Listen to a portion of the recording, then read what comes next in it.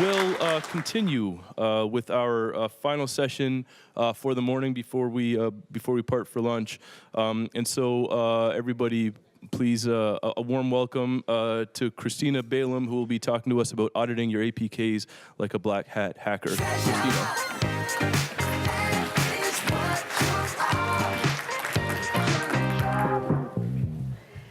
Hello, can everybody hear me okay? Back? Yeah? Cool, great. So thanks for coming to see this talk. I promise I'll keep it pretty concise since we're heading into lunch and I know you're all probably kind of hungry. Hi, so yes, my name is Kristina. I am a security intelligence engineer at a company called Lookout. Our main headquarters are in San Francisco, but I work out of Toronto. Security intelligence engineer is a really fancy way of just saying malware analyst. So that kind of gives you a better idea of what I do. A lot of the work that I do, pretty much all the work that I do, is reverse engineering Android and iOS applications, looking to see whether they're malicious, and then writing coverage for one of the applications we have in order to protect devices. Before joining Lookout, I was at Shopify, and I was an application security engineer. So a little bit different from what I do now. Actually nothing to do with malware when I was at Shopify, but still some reverse engineering and pen testing of Android apps. I was specifically focused on the Android side of things.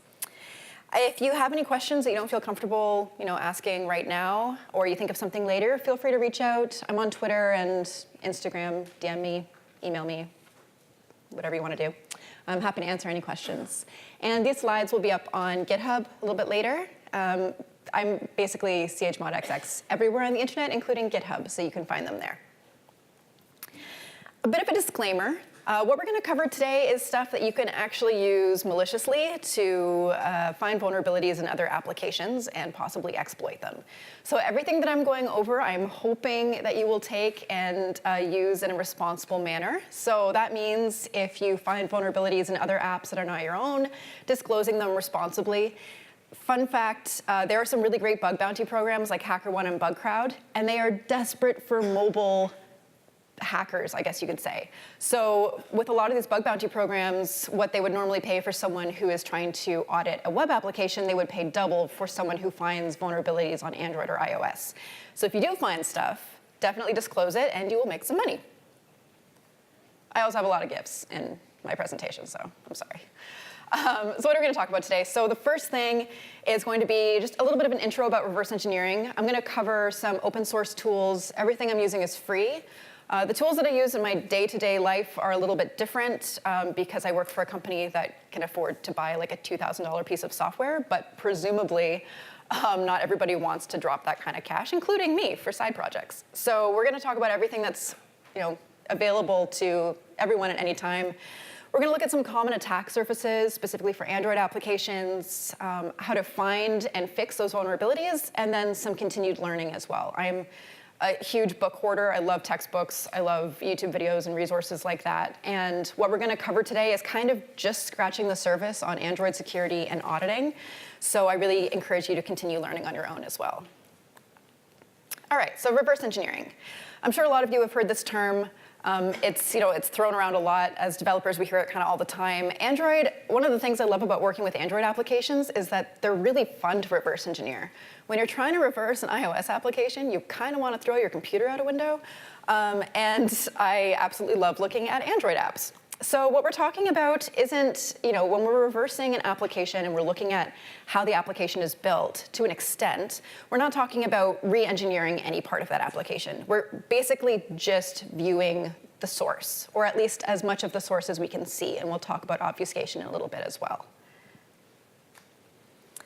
So why bother? When I was at Shopify, we did a lot of reversing, not because we were looking for malware, of course, there wasn't any, but because it was a really great way to do black box testing on mobile applications. So, when you're about to release an application, you kind of want to look at it as a potential attacker might. And I know that's a really paranoid way of thinking about development is, how do I build something where I assume that every single person who uses it is scum of the earth. It's kind of not a great optimistic way of looking at the world, but it does guard against vulnerabilities or people finding vulnerabilities in your applications. So reverse engineering is really handy for that. You can kind of look at your apps and see, okay, if someone was grabbing this off of the Google Play Store or it was distributed somewhere else, what could they possibly do to make my benign, wonderful application suddenly malicious for somebody? And you can basically assess the resilience of your application. Could somebody take this and Trojanize it, and then all of a sudden, we're getting a bad name because someone's, dropping malicious applications through our application? It's a really handy way of kind of seeing what could potentially result in a malicious actor, taking advantage of your application. So for a lot of these examples, I'm using, Linux screenshots of the terminal, a command line. It doesn't have to be Linux. For some of the tools, we're going to talk about one of the tools that basically doesn't really work in anything other than Linux. You kind of need to spin up a VM for that one. But all the other tools work really well on OS X, or Mac OS, I guess it is now, and on PC as well as on Linux. I typically, for my own pen testing purposes, tend to stick with Linux distributions just because they, a lot of the time, have all of these tools installed and it's really handy. These are some of my favorites. For hacking specifically, Kali is kind of like the go-to distro. But then for mobile-specific security auditing, Santoku, I think I'm saying that right, is a really great application or distribution. It's not as pretty as you might see on some of the more user-friendly Linux distros, but it comes with literally everything you could possibly need to audit applications. So, as Android developers, I'm sure all, or at least most of you, have the Android SDK, and this is all set up. You've probably worked with emulators, and it's no different when you're auditing applications. So this is just, a basic way to basically set that up. I'm not going to go into too much detail, because I presume that it is familiar to all of you. And creating an emulator. One of the great things, especially if you're setting up sort of like a pen testing laptop or virtual machine, is you don't really need to install Android Studio to get all of this. You can install the tools separately, which is kind of nice, especially if you have a virtual machine that doesn't have a ton of space on it. And then you can get your interactive shell, which is very handy for seeing what's going on within the emulated device. One thing that's important to note is that emulators get root by default, which is great for pen testing applications because you can see what the application is capable of if somebody with a rooted device is using it. However, if you're testing something hardware related, emulators aren't really a great way to go about that. It'd be better to use some sort of crappy test device. So again, if you're trying to get an application off of your device, you can use this handy ADB pull command. And you can actually grab any application that's installed on your physical device that is plugged into your computer. If you feel like auditing applications that exist on Google Play, you can do that either through downloading through the Google Play Store, or you can use these sketchy third-party apps, APKPure and APKBucket.net. Proceed with caution, because they're not legitimate stores. But they are quite handy if you're really not worried about something potentially malicious existing in an application and you really just want to practice reversing things. I have used APKPure. Nothing has exploded yet, although I might have just jinxed it. So just be a little bit aware of that they're still kind of sketchy. The first tool we're going to talk about is APKTool. This is really, really handy because it basically converts everything in your APK to kind of the original form. I mean, you can't really look at any of the classes as a pseudo-Java language. They're in Smalley, but it's human readable. It's a lot nicer than if you're looking at the bytecode. And APKTool also allows you to recompile APKs, which is quite handy, especially if you want to see whether you have a malicious actor who downloads your application, pulls it apart, tries to modify some areas of the application, and then repackage it. You can do all of that testing with APKTool. This is an easy way to download it, basically just the command line tools for how to get it. There's also the actual GitHub page. This is one of the tools that works in every single operating system really beautifully. So you don't need any kind of virtual machine to use it. And we'll look at an example of how it works. DextoJAR another great resource or tool. This is what actually converts your Dex files to class files. So then you can open them in another tool we're going to see and look at the source code as though it is kind of as close as you can get to looking at Java. That DextoJAR also doesn't require any specific operating system. JD GUI, this is what we would use to actually look at the jar file that's created by DextoJAR and shows you, as we'll see, a really nice view of what the source code looks like. Again, pretty friendly to all operating systems. And we're going to use an application today that I think is a really great way to kind of brush up your reversing and auditing and pen testing skills. It's called the Damn Insecure and Vulnerable app.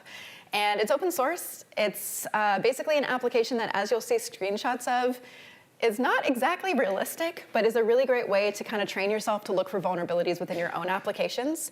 It has examples of insecure logging, hard-coding vulnerabilities, insecure data storage, input validation, access control vulnerabilities. And we're going to look at a couple of examples for those using those tools that I've mentioned. And now we get to drozer. So I love drozer. It was released at Black Hat Europe in 2012. It's an Android security testing framework. You can pass it a bunch of commands that will tell you, do I have any SQL injection vulnerabilities? What are all the permissions that are being asked by my application? It is incredibly, incredibly useful, and I think it's one of the best applications you could use as an Android developer to test your applications. However, it is not very fun to install on macOS. So if you are hoping to install it, I would suggest using something like VirtualBox and just spinning up a really basic Linux distro because it will save you a ton of time. There are some tutorials on setting it up on macOS and other operating systems, but I've gone down that rabbit hole, and I would just caution against it. So we're going to also look at some examples of drozer commands because, as I said, I am a huge drozer fangirl, and they are incredibly helpful. So what are some common attack surfaces for Android applications? We've got permissions, broadcast receivers, IPCs, storage, intents, web views, content providers, logging, data validation, obfuscation or lack thereof, and tampering. There's a lot of stuff. And I mean, this is not picking on Android. This is stuff that you could run into for building iOS applications as well. And as we'll see, the difference is that it actually is quite easy to reverse engineer Android applications. Your APK is basically like a zip file. So it's important to make sure that when you are looking at your own applications and trying to find those vulnerabilities, that you remember that whatever you're seeing as you're reversing is what everybody else on the internet could see as well. So we're going to talk about finding and fixing some of these common vulnerabilities using the tools that I've mentioned. And I love this GIF so much. I don't know where it's from, but I will put it in every single presentation until I die. OK, so permissions. Permissions are pretty basic. I mean, the gist of it is don't give people more permissions than they really should have. And this is something I've been guilty of in the past, too. When I was junior developer, I was like, oh, nothing is working. All right, just turn everything on. What could go wrong? Well, what can go wrong is that other applications can take over the permissions that you have granted to your application. And then all of a sudden, your benign application is being manipulated by some malicious application on the person's device. So I think the safest route for permissions is to follow the principle of least privilege. You might have heard of it before. It's kind of one of the principal rules of cybersecurity and application security. And it's basically that don't give people more permissions than they need. That's what it boils down to. There's a fancy definition all over the internet that if you really want to go with that one, you can, but that's the gist of it. So, most users are going to accept anything that they see. I'm sure a lot of us have been guilty of that. You really want an application, and you're like, Pokemon Go, yeah, take all my things. But unfortunately, then it becomes our responsibility to make sure that with all the great power that you can give the user, there's also great responsibility that you have to rely on. So err on the side of caution, do whatever you can to make the attack surface smaller. And as promised, handy little drozer command, you can actually see all of the package information, all of the permissions, just by passing this command to the drozer console. Another thing that's important to mention is that if you define permissions with signature protection, then no other applications can actually manipulate those permissions or access those components or request the permissions, and that's kind of a safe way to guard against those malicious apps that might try to take over your application. So now we're going to talk about file permissions, a little bit different. This is only applicable to files that are stored externally. So you can define these file permissions in the manifest as well as in the code. So it's important if you're auditing someone else's application, or even your own. Like, we've all written code and then gone back in 2 months and been like, I don't remember writing any of this. So it's really important to look at both of those areas to see what permissions have been defined for any external files. Malware specifically, and we see this a lot in our work at Lookout, malware loves searching for SD cards. A lot of malicious apps will look for external storage first and be like, ooh, what interesting things could have been stored here? Unencrypted databases, done. So it's really important to make sure that whatever files are being stored within the application are being stored in a safe way. Another important thing to remember is mode world readable and mode world writable permissions allow other applications to access the file. So if you can get away with not giving those permissions, I would advise you not to ever really use them. You can share files between content providers. That's a much safer way than using external storage. The gist of it is basically try to avoid external storage whenever you can, just because, even if your application is benign, we can never be certain that whoever is using the application doesn't have a bunch of crap on their phone. So now we're going to look at checking the manifest through using a tool like APKTool. So what happens if, let's see if this runs. Oops, I'm clicking on the wrong thing. If we unzip the APK and just look at the actual files without decoding anything, it is not a pretty sight. So we've just literally done unzip, package name.apk. And if you go into the manifest file, it's not human readable at all. You can't see what permissions have been set. You can't see anything, right? Same thing with resources, same thing with the classes.dex file. Not particularly useful to us. Okay, so now if we go, if we go and use APKTool, all we're going to do is pass a parameter D, which is decode, and run APKTool on the APK. It does all of this magic. And then all of a sudden, if you go into the directory that's created and you try to look at the manifest file, voila. It's very easy to read it. You can actually go through all of the individual classes, and because nothing has been obfuscated in this vulnerable application, it's pretty easy to see what's going on even in those smally files. It's not as pretty as reading Java, but you can kind of get an idea of what's happening. Same thing with strings. You can go to the strings file, see all the strings that are there. It's quite handy. This is also quite useful if you want to do just a general search on your application for like the word password. You can see any strings or any objects that might be using or might be named password or basically be referring to anything to do with password. Okay, so now we're going to talk about interprocess communications. These are a little bit more fun to deal with. I mean, file permissions and permissions in general are kind of like just don't give people as many permissions. IPCs get a little bit more interesting.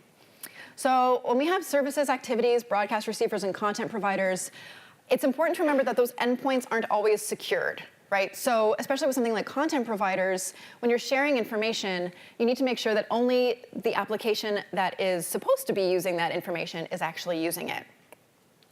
Broadcast messages allow any application to receive an intent. So that is, as we've talked about, malicious applications on a device that can gain access to your data. It's important to make sure that you've locked down any broadcast receivers so that that data is secured. Content providers, we're going to see an example of SQL injection.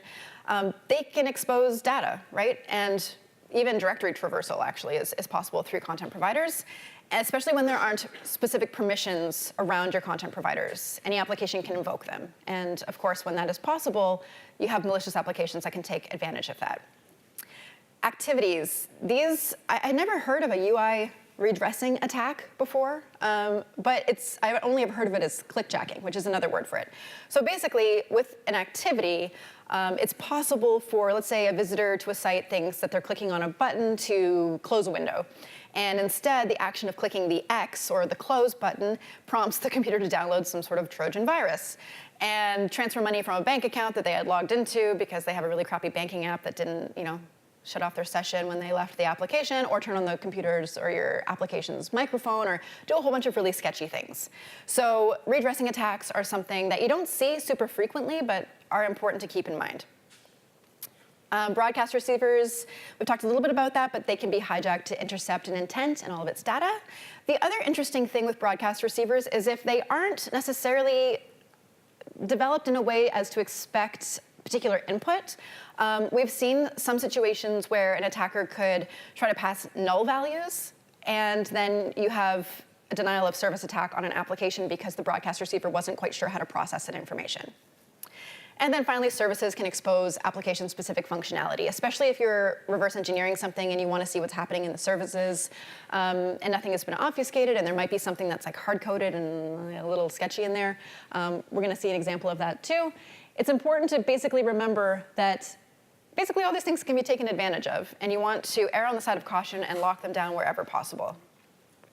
So what to do? Sharing files using the content provider, as we've talked about, SD cards, external storage, really not safe. The great thing about newer versions of Android is that content providers are now not exported by default, so that's a little bit safer. But you need to make sure that for any apps that might be, targeting versions below 16, that you are not exporting by, or not, the content providers aren't actually exported. So even content providers that aren't exported can still be accessed by privileged users, meaning basically people who have rooted their devices. And in a little bit, we'll look at tamper detection, and there are some tools that allow you to see whether a device has been rooted, but even those can be circumvented. And then exporting activities doesn't actually require any permissions for interaction. That's really important to remember. If you can avoid exporting certain activities, that would be probably a little bit safer. Because again, no permissions required if somebody else wants to use them. And then with content providers, we keep going back to content providers, but it's where a lot of the data is stored, right? So that's typically what other applications are going for. Ensuring that you have a permission set for the required application is really important, so that only the applications that are accessing that content provider are actually accessing them. We're going to look at an example of SQL injection attacks, but basically any SQL injection attack that you can do against a website, you can do against a content provider for an application. So it's really important to sanitize your inputs, use prepared statements wherever you can, basically wherever. I don't know why you couldn't do them. And also to use explicit intents wherever possible, so that basically, the same kind of idea as with permissions and the principle of least privilege, not allowing anything to be left to chance that another application could possibly take over yours. You can use custom permissions with services, and the local broadcast manager can be used for local intents, which is very useful so that you don't have to worry about other applications accessing the data. And basically making sure, as we've talked about, that any broadcast receiver that is receiving data is actually checking to make sure the data is valid and that it knows how to process certain data and won't just kind of stop running or working if it receives something like a null that it wasn't expecting. Here's some useful drozer commands. You can list all the exported content providers. That's a really great way of seeing what maybe doesn't necessarily need to be exported and whether you can change any of those content providers. You can list all the non-exported content providers. You can list all the export activities. And you can scan for SQL injection vulnerabilities. That's my favorite one because it's easy to think about, or assume that you've locked everything down with your content provider, but there might be something that you miss. So even if it's just sort of like a sanity check to make sure that every area is actually sanitized properly is quite handy. So analyzing source code. Now we're going to look at the DextoJAR tool. So this is very simple. It's basically grabbing this DextoJAR script, and you're going to run it against the APK. And it does some magic, and you get a jar file. And now we go over here, and we go into JD GUI, and you can open that jar file, and you get a pretty nice representation of what the source code would be if you were looking at it on the developer's GitHub account. So we're going to go into this hard-coded activity, and as you'll see, it's not necessarily realistic, I don't think, but I don't think many people would name one of their classes hard-coded activity if they were trying to not be invulnerable. But you can basically see that the source code looks pretty accurate, right? Like it looks just like Java. And it almost looks exactly as if we just opened up the application before it was actually packaged and audited the source code with the original source code. So that's why it's important to remember that other people can see all of this, especially when it's not obfuscated. So here's an example of SQL injection using this vulnerable app. Again, not that realistic. I mean, it's just a form telling you, hey, this is vulnerable. But it's just a handy way of actually practicing your auditing skills. So it's looking for a username to search. We see the source code over here. You can see that there are a bunch of SQL statements that are being executed. And then we also see that there is a particular line here where nothing is being sanitized before it is being passed to this raw query. So if you were to pass in some sort of SQL query breaking string into this form, you would dump out all of the users from within this database. Here's a real-world example of issues with IPCs. The Samsung Kies, I think I might be saying that right, hopefully, from the Galaxy S3. I don't know if anybody remembers that, but it was super privileged, and it connected your mobile phone to your PC. And it had a broadcast receiver that restored APKs from the SD card, which is very handy, quite frankly. However, it had a call chain that iterated through all of these APKs that existed on the SD card and restored different directories. And that is useful, but they hadn't actually locked anything down particularly well. So a researcher was able to add one of their own, pretend malicious applications to the SD card by using the write external storage privilege, because there was an issue with that privilege in the clipboard on the Galaxy S3, and then it used the Kies application to call that function with an intent. And then all of a sudden, the device had this malicious application installed on it when it otherwise wouldn't have. So now we're going to talk about insecure storage. As we've just seen, apps are really easy to reverse engineer. You really don't want to hard code anything like that hard-coded activity class into your code, because everybody else can see it, especially if it's not obfuscated or encrypted in any kind of way. Data is safest when it's stored in data package, because it's only accessible to the application that is supposed to be accessing it, unless it gives permission or if the device is rooted. So again, rooted devices, it's a free-for-all. Like, nothing is safe. But erring on the side of caution and storing things not in an SD card, but within that specific directory is important. Process information can also be dumped, which is an interesting way that you sometimes see sensitive information from applications that developers may not think about. One thing I want to mention as well is not embedding encryption keys in the source code. Someone wrote a script that iterated through every string in the classes.dex file that we just looked at and tested it against the encrypted database file. And they came back with 3/4 of the applications actually had the encrypted string within the source code, and they were able to decrypt the databases on 3/4 of the apps. So not a great way to protect your encrypted items. Sometimes people also back up SQLite databases on an SD card, and again, if they're encrypted, it's quite a bit safer unless your encryption key is in your source code. But it's still not the best place to store anything that is actually sensitive. Another interesting thing to note is that if the attacker has access to the phone and the memory isn't cleared after the app is closed, they could actually access anything that's stored. And that's something that I certainly didn't think about initially before getting more into Android security specifically. And then web views that allow HTML data to cache locally. So what do we do to guard against this?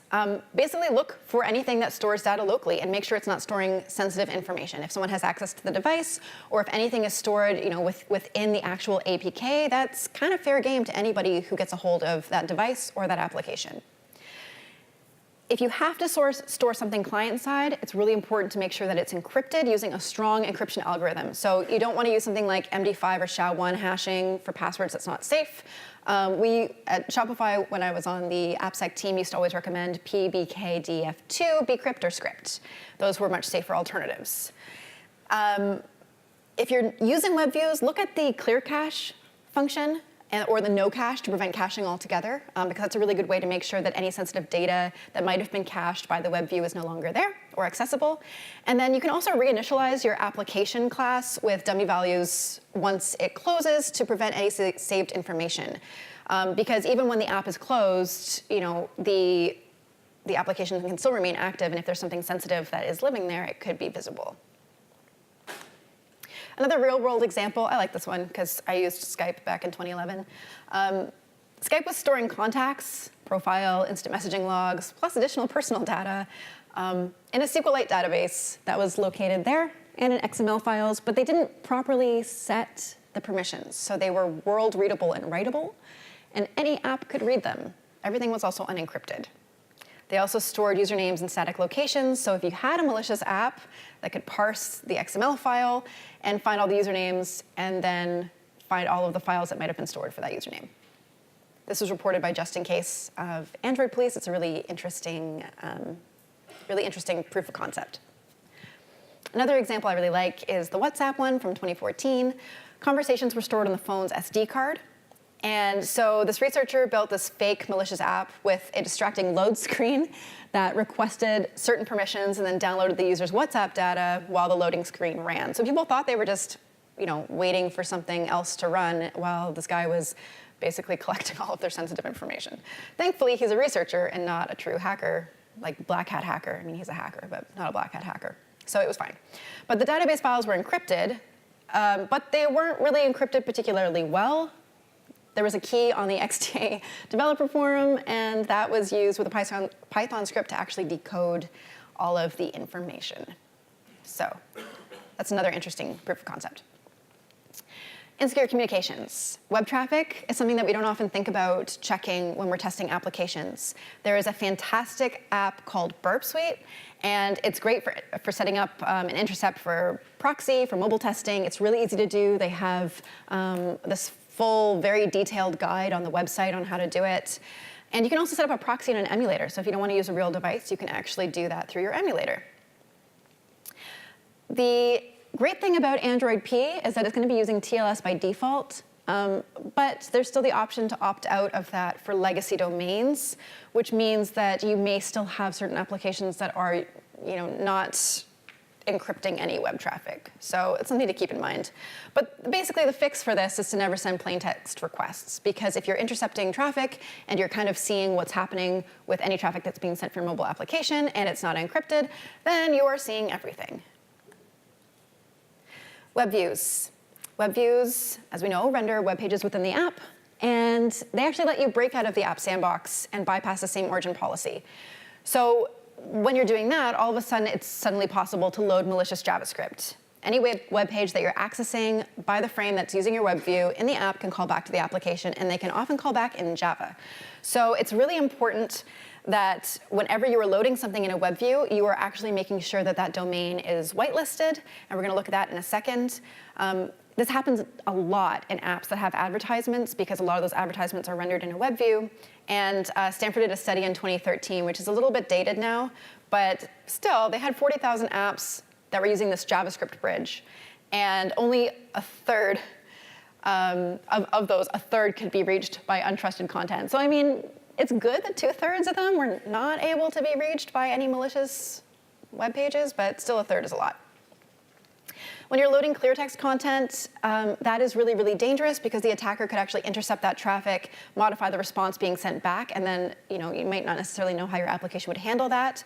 Or other apps could intercept the intent or an exported component and open a URL from there. So what do we do? Restricting users to the application domain is really important. That's basically having a whitelist of domains that allow certain content to be rendered, and any domains that don't fall under that whitelist, nothing is loaded. It's also important to send traffic over SSL, because then you don't have to really worry about someone sniffing the traffic that's going through and possibly seeing sensitive information. Also, not calling set JavaScript enabled until you absolutely have to. An example of that was from when I worked at Shopify, and we had our Shopify app. It was used to prevent redirecting users to links in the third-party app store pages. So if you were in the application and you looked at the third-party app store and somebody had an outgoing link, you wouldn't actually have JavaScript enabled at that point, because we wanted to make sure that nothing malicious could happen with whatever existed on that link somewhere. Facebook also sets that to false when you open a link within Messenger, which is really important. And then finally, for newer APIs, which is really important, they require methods to be marked by this JavaScript interface for any method that's exposed to JavaScript to prevent the malicious code from accessing the lower level OS commands. That's fantastic. But again, if you're dealing with older versions of APIs, then you have to be kind of careful that you are explicitly preventing any malicious JavaScript from being loaded. A real-world example from very recently, I believe it was this past January 2018, was from the Tiny Cards app for Duolingo on Android. And this was a great proof of concept. You can go read it at the HackerOne site. And basically, they were loading a web view, and they were loading a website that was HTTPS, but it was switching from HTTP to HTTPS. So before it actually got to the secured site, you were able to intercept that traffic and then basically modify anything as though it was a man-in-the-middle attack and send whatever traffic you might want back to the application. So I really recommend reading that report. It was really fascinating. Logging. Logging is great, right? We love logging. I'm a big fan of logging, but it's also really great for hackers. System processes, for example, the activity manager can log detailed messages. And even though the read logs permission was removed for third-party applications in newer versions of Android, rooted devices, again, it's a free-for-all. They can access everything. So it's really important to not log any sensitive information. Firefox 2012 logged browsing activity, including plain text URLs and even session IDs, so you could actually have someone whose session could have been hijacked by a malicious actor or an application. Here's an example of the Diva app for insecure logging. If you enter your credit card number, you look over here. This is the logcat output. If you were to call logcat on the emulator, you can see that error while processing transaction with credit card 0000. I mean, that's just a test credit card, of course. But if you look up at the code over here, you can see that the log is actually printing out whatever credit card number was submitted through the application. So that's just, a very unrealistic example, but it does happen. Stuff like this does happen, as we just saw with Firefox. Now, obfuscation.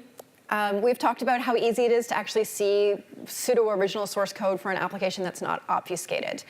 It can make your application considerably more secure, but it can also make your life much more difficult.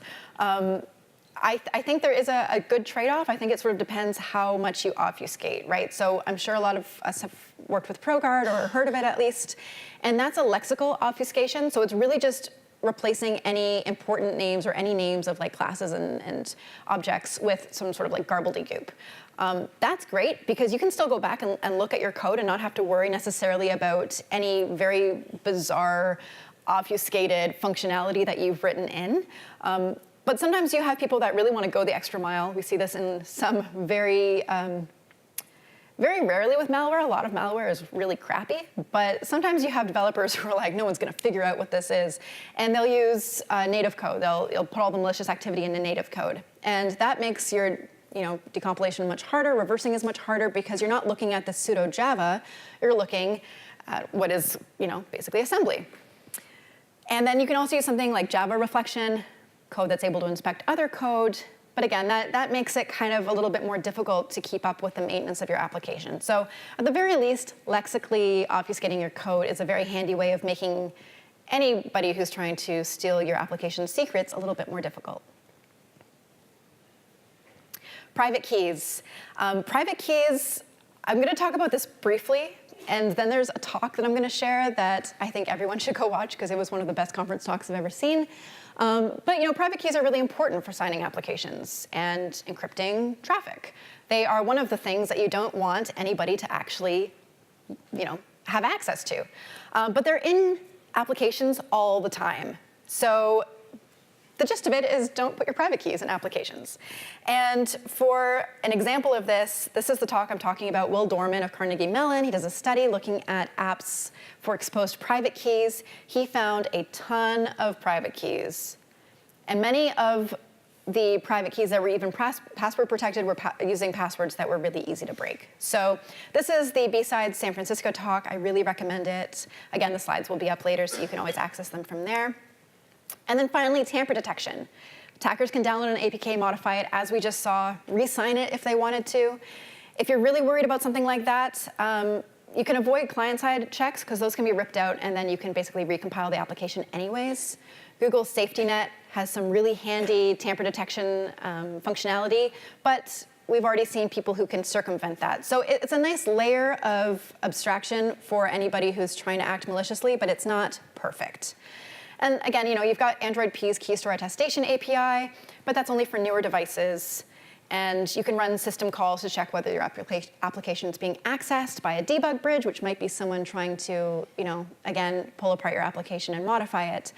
The gist of it is that making it as difficult as possible for someone to act maliciously against your application is the goal, because there will always be somebody who can find a way around it.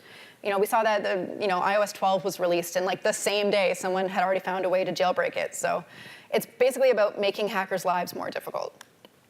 So what's the moral of the story? Be paranoid all the time. But really, that is kind of the gist of it. Basic rules is never trust the client. Principle of least privilege is your friend. There's a security linter in Android Studio that can tell you if you're doing anything that is very obviously a security implication. Never storing your private key in the app. If that is one thing that would ever be scrawled on my grave somewhere, it would be like, don't put your private keys in apps. And if there's one thing you'd come away with today, I hope that's it. And then being explicit about your app's intentions, because that's a really good way to sort of avoid other applications taking advantage.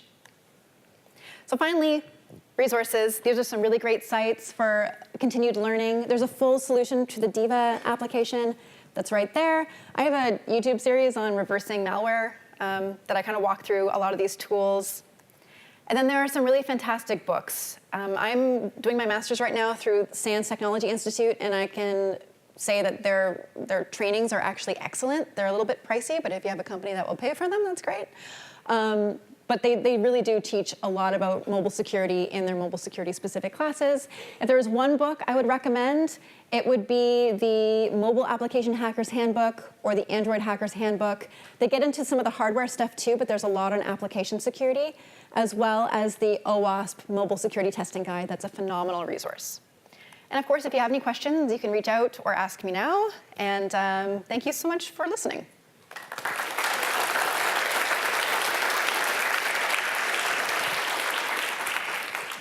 Thank you, Kristina. So we have probably time for we're pretty tight, but we'll try to fit in a couple quick questions here. Hi. Do you think that it's actually practical to protect against attacks on a rooted device, considering how vulnerable it is? Yeah, that's a really good question, and that's something that we had struggled with a lot in the past. I think it sort of comes back to the providing as many roadblocks as you can for a potential attacker. Even if the device is rooted, I don't think it's necessarily a write-off. I think you can still find creative ways of, maybe doing like a server-side check with, something like the Google tool to check whether the device is rooted, but handling that all server-side rather than specifically just in the client. I think you just have to be more creative about it. I definitely don't think that it is not worth double negatives. I do think it is worth doing.